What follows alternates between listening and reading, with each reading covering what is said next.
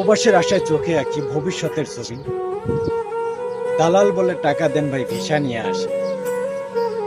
সব ঠিক আছে, টাকা নিল, এখন নাই তার খোঁজ।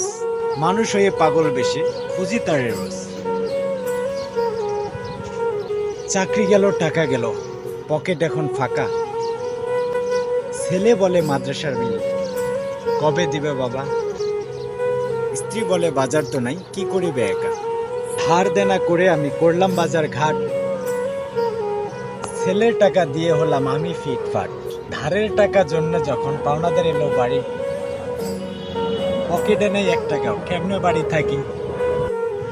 তাই তো আমি চলে এলাম আজব ঢাকা শহর, দালালের পিছে ছুটতে গিয়ে। গেল 4টি বছর, ধার দেনায় জর্জরিত হয়ে গেলাম পাগল। সময়ের মতো সময় যাচ্ছে, আপন রইল না কেহ।